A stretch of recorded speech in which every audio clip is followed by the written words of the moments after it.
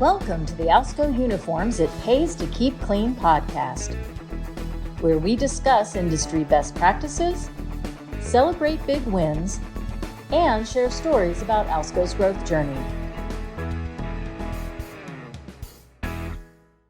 Jean Ketter, thanks for joining us on the podcast today. How are you doing? I'm doing fantastic, Dana. Thank you for having me. Yeah, and where are we? We are in audience. Salt Lake City Yes. at the National Sales Meeting, and I'm really enjoying it. It's my first opportunity to be a part of it, so really having a good time. So the last couple of weeks you've certainly been dropped into the deep end, I imagine, so I hope you're a fast and strong swimmer. We're about to find out.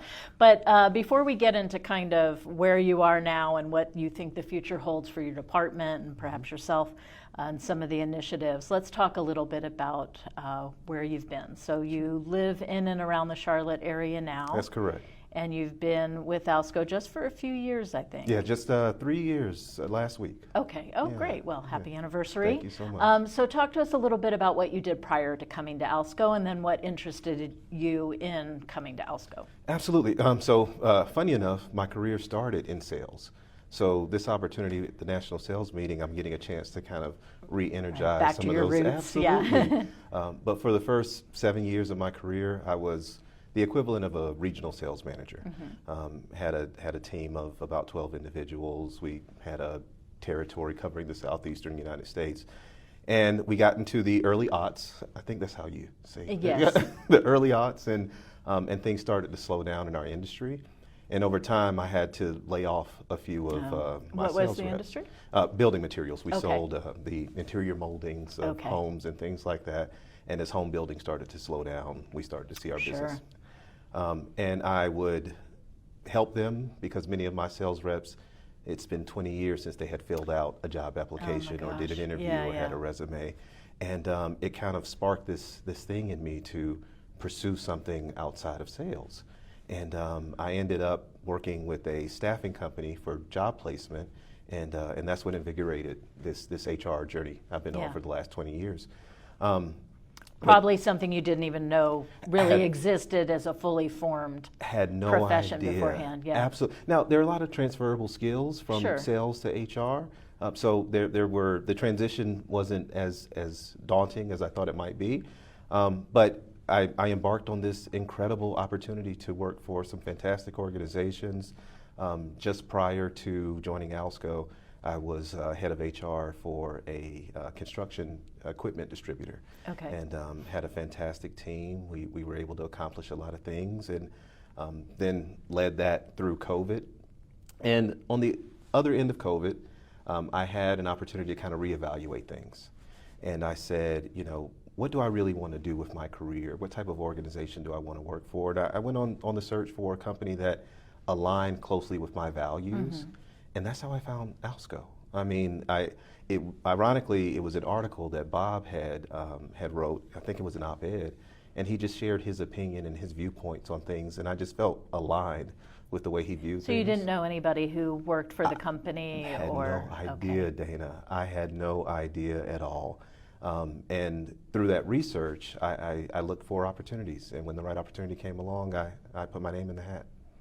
Well, we're excited that you did. And that opportunity then was a HR business partner for Region 6, which is not even the region that you technically live in, right? So prior to that, had you done much? You maybe hadn't needed to do a lot of travel with your work? Or had you it in the sales environment, maybe you had? I traveled quite a bit in the sales environment, and even in prior HR roles, I always had responsibility for a division or region, so I traveled throughout the region. But to your point, I joined Region 6, hired in by Wayne Moore, who was the regional manager at the time. And anyone that knows Wayne knows he's got his catchphrases. Absolutely. if you can get 10 of them, then you're doing pretty well. Right. But worked for Wayne for a couple of years, and then the regions were realigned. Got a chance to support Region 5 with the team in the Carolinas, Georgia, and down in Florida. Met some fantastic people. Built some great relationships that I think will stand the test of time. But it's been a fantastic journey so far, and it's only getting better.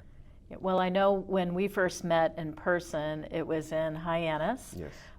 For when you were assisting the acquisition transition for the Churchill acquisition. Yeah. And I had heard all of these things about the infamous Gene, oh, you're going to love him, he's really great. And I'm like, well, I mean, okay, I hope see. so. Yeah. You know, right? And now we're going to be very closely partnered, so I'm interested in what that may look like. So you were regional HR business partner, and then what was your next step after that? You've been on a bit of a freight train yes, here. Yes. So I took on responsibility earlier this year for leadership development, mm-hmm. including the MTP program. And so for the last 6 months or so, I've been working with that group and helping to enhance some of the offerings that we have from a MTP standpoint.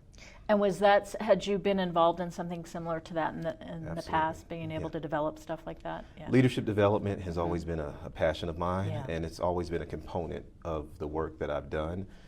If I'm being honest, leadership development is probably one of my favorite components of, mm-hmm. of HR.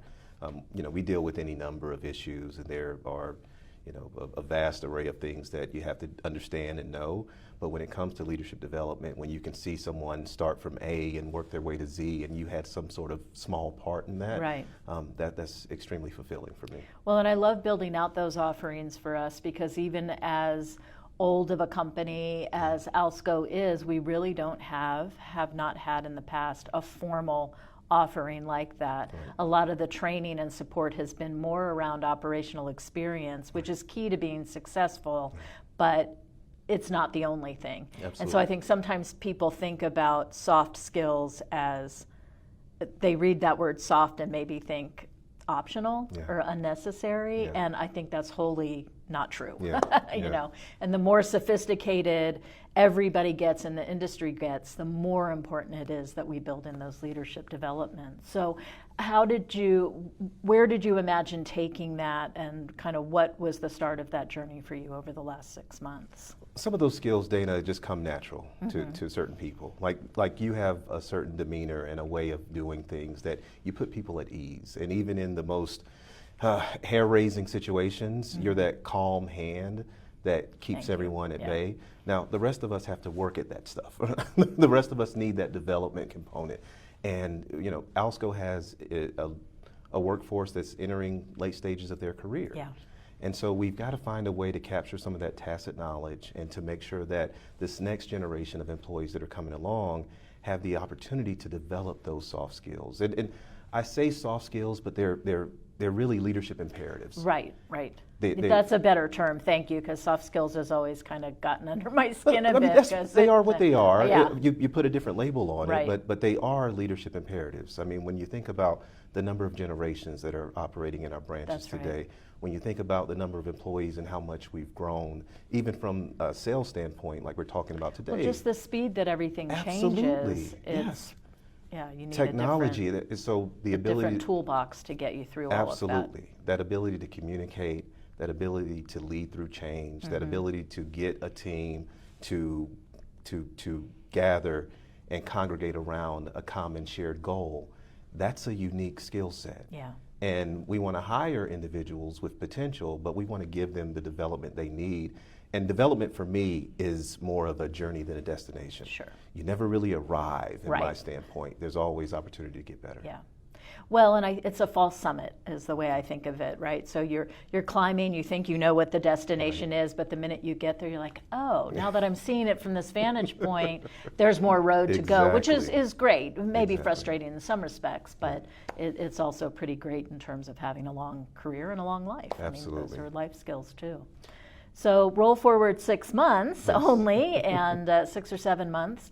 John Yagi, Dr. John Yagi is how we will refer to him now. Dr. J. I like yeah, to call Dr. him J, Dr. even J. better, has exited stage left for a new opportunity, which then created the director position available. And so congratulations on assuming that new role. Thank you. And what are your kind of hopes and dreams of either parts that you want to double down on, things that you want to improve and change, or are we staying the course? How are you viewing the position at the moment? I owe a debt of gratitude to John.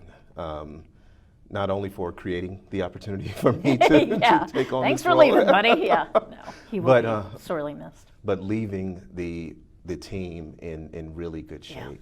You know, I couldn't ask for a better situation to step into.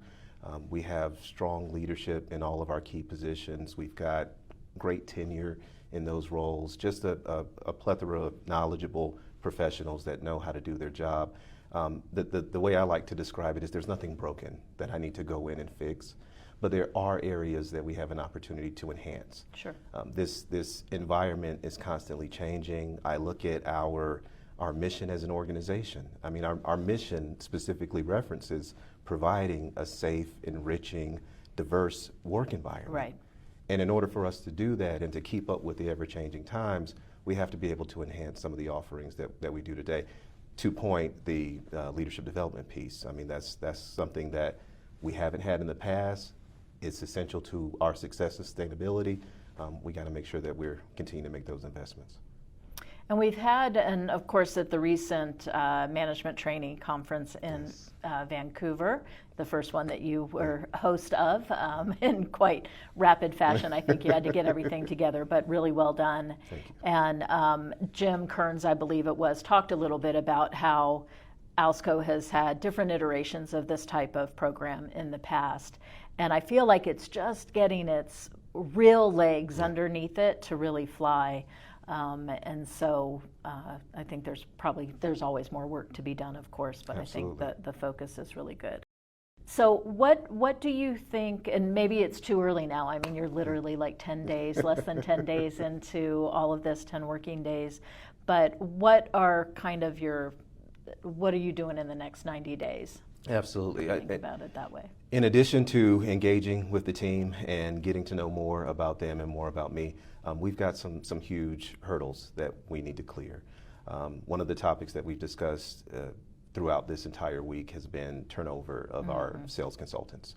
What are the things that we can do to kind of curb that trend that we've seen from a standpoint? Are there things we can do from a compensation standpoint, from an onboarding standpoint, Right. from a recruiting standpoint? Training and support. Training and all support, of that, all yeah. the entire employee life cycle. So I'd say if there were a top priority for this team is to continue the trends that we've seen in reducing turnover over the last couple of years. Yeah, there's been a lot of really good progress made in that area. Absolutely, and to focus on how are we going to impact that SC turnover that is essential to our growth.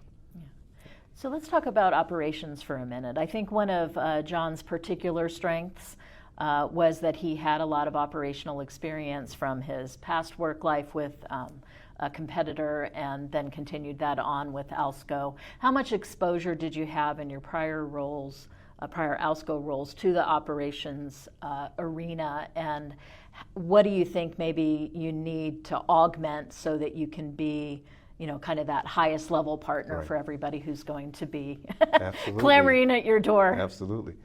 We have to be lockstep with our operations group. I mean, HR and our team, we're not a profit generating component Right. of the organization.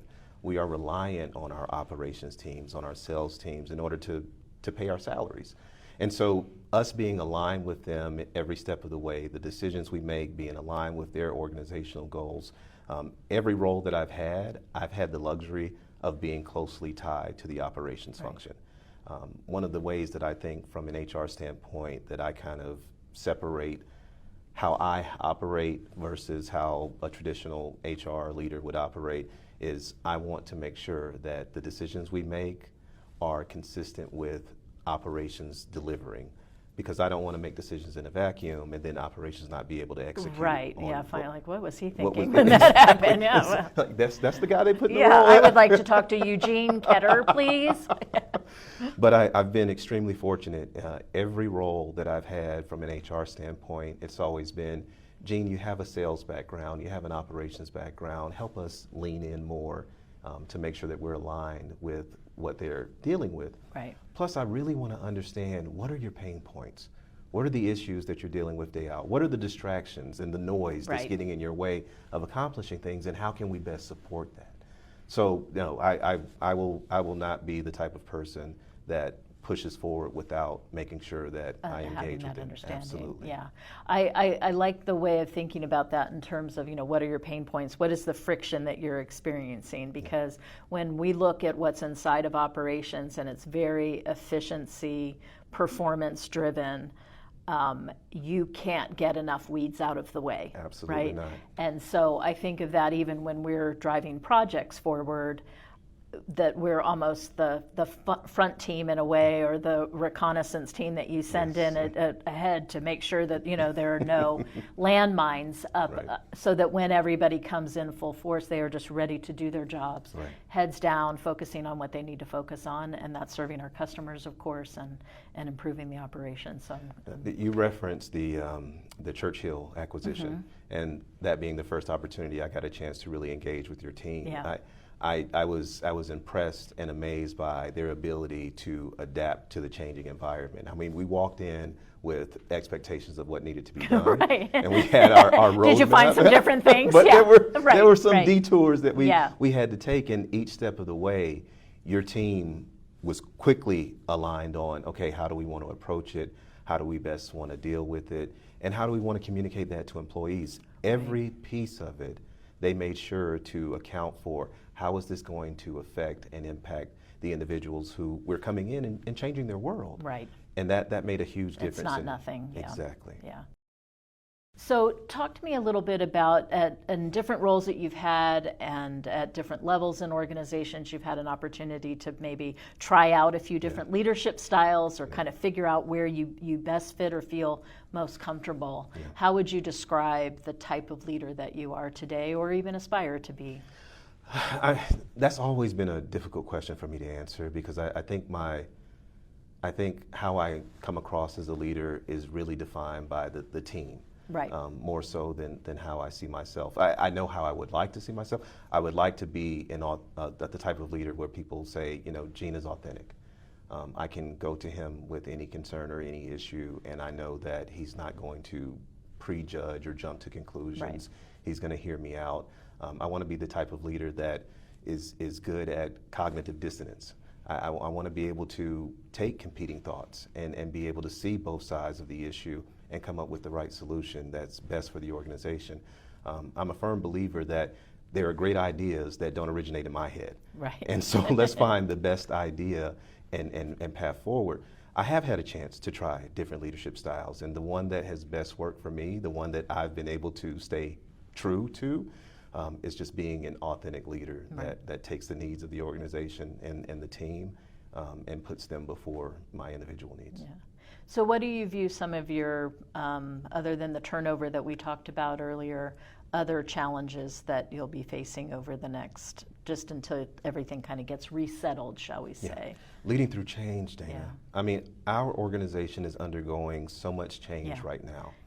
Go and ahead. Trying to act, well, I was going to say, and trying to act like we're not, right? Absolutely. I mean, that's a lot of change. Everybody acting like, yeah, we've done this before. We're good. It's okay. Not a problem, And while you've got shifting sands underneath you, and everybody's just struggling to stay on top. I mean, from acquisitions to our growth initiatives to all the things we're trying to accomplish, I think about the amount of change, and have we really equipped our leaders and our employees to deal with that amount of change? Because it's easy to think, okay, we'll write a new plan, we'll put a change program in place, and then everybody will jump on board, and we'll be on our way. We'll send out the email, we'll be good to go. And that's just not the way it happens. You have your early adopters that get on board right away. You have the ones that are going to take a little bit longer and maybe a little more skeptical about the rate of change. And then you have your laggards that are going to take their time and fight tooth and nail to keep the status quo. And so may never quite come to the party. Exactly. Too. And so we have to be able to help our leaders develop those skills to handle those situations. Right. Situational leadership, training, things around empathy, understanding that no one necessarily likes change, but the way I like to say it is that if I tell someone, hey, I want to increase your pay every paycheck, no one ever complains about change. Right. Yeah. But when you talk about... It's a change I can get on board with, But it's ways that we can communicate that change, ways that we can effectively administer that change. And if there are individuals that aren't willing to get on board, ways that we can, help free them up for new opportunities. Right, yeah. I think that is, change is a constant, so that's one truth. The competing truth is that change has never been more aggressive or faster in the world, quite frankly, and then of course that's going to spill over into business and some of the initiatives and choices that we have made. Absolutely. And to try to exude confidence at the same time that you have questions is it's a nuanced shuffle or dance that you just kind of have to ease into, but also acknowledge when like, I'm freaking out over here. I'm just going to say that out loud, and we're all going to move on together. And create a space where we have the psychological safety to have those discussions. Sure. I mean, in our meeting, we can have an initiative that we're working on, and you could be on one side of the spectrum, and I'm on the other end, and we can debate back and forth all day long about who's right and who's wrong. But when we go out and talk to our employees, we need to be aligned. That is correct. We need to be on the same page. Because employees will see through it right away, and then they'll say, well, do I really need to take this change seriously if my manager isn't even behind it? Right. So one of the things, and knowing too that you'll be sitting in all of our staff meetings and stuff now, which I'm looking forward to, I suspect that after a few months you'll be like, what did I just get involved in? But because we are talking about a lot of different things, and the conversations are slightly different perhaps than what we're presenting at a national sales meeting or what we might see out in the field. So we did the DISC assessment, and of course you've certainly done that, and know Michael Neuendorf, who I think may have worked with you. What was your DISC assessment? I was DC, so that means I am the type of person that I like kind of taking charge on certain issues, but I'm also going to check in 15 times to make sure everyone's on the same page before we move forward. Okay. Yeah. All right. Well, that is interesting to note. I can share everybody else's with you too if you don't already have them from our team. Please do. I am a D. And kind of right in the middle of the triangle. Yeah. But what was interesting for me, and I don't know if you found this, in looking through the finer details of it, I had almost two different headspaces. Like, who am I when I am a project manager driving a project forward versus who I am when I'm a member of a leadership team? It's like the executive brain, So that's my split personality. I've shared that with you now. I hope this is the psychological safe space you were talking about earlier. I think it's the rumor going around. Yeah. Well, look, Jean, we're so excited to see what you bring to this new role. I agree. You have a great team supporting you, and I think together that you guys are going to achieve really great things. Thank you so much, Dana. I certainly hope so. I'm very bullish on our team. Good. Good. Thanks for your time. Thank you. That's all for today's episode of the It Pays to Keep Clean podcast.